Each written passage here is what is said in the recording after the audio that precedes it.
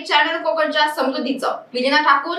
आपल्या सर्वांचं कोकणशाहीच्या सकाळच्या बातम्या विशेष बुलेटिन मध्ये स्वागत.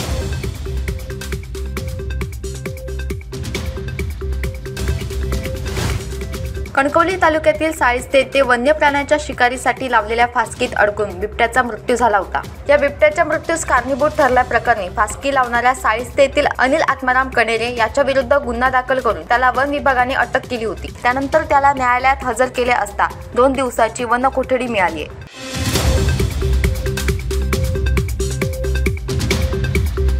कोकण रेल्वे मार्गावर धावणाऱ्या दिवा सावंतवाडी एक्सप्रेसला जोडण्यात आलेल्या डब्यांना कोकणकर चांगला प्रतिसाद देत असून हे डबे कायम राहणार असल्याची शक्यता आहे. मागील 4 महिन्यांपासून दिवा सावंतवाडी एक्सप्रेसला पहिल्यांदा जोडण्यात आलेले वातानुकूलित डबे प्रवाशांच्या चांगलेच पसंतीस उतरलेत. त्यामुळे या गाडीला जोडण्यात आलेले वातानुकूलित डबे आता कायमस्वरूपी राहण्याच्या मार्गावर आहेत.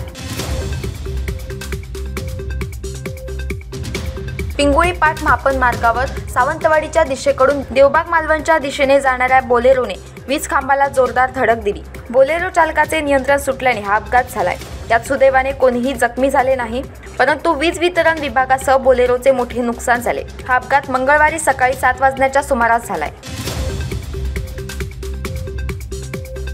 कुडाळ येथील इंद्रप्रस्थ नगर येथील शेती पंपाला दिलेल्या कनेक्शनची वीज वाहिनी तुटून पडल्याने 4 गुरे, 2 कुत्रे व 1 पक्षी यांना शॉक लागून जागीच मृत्युमुखी पडले. कुडाळ येथील रहिवासी महेश मारुती सावंत याच्या मालकीची ही गुरे होती. यात सदर शेतकऱ्याचे 2.5 ते 3 लाख रुपयांचे नुकसान झाले. ही घटना मंगळवारी सायंकाळी 4च्या सुमारास घडली.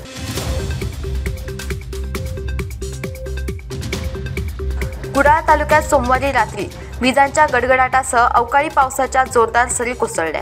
त्यानंतर सलग दुसऱ्या दिवशी मंगळवारीही अवकाळी पाऊस कोसळला. या पावसाने शहरासह काही ग्रामीण भागातील वीज पुरवठा खंडित झाला होता.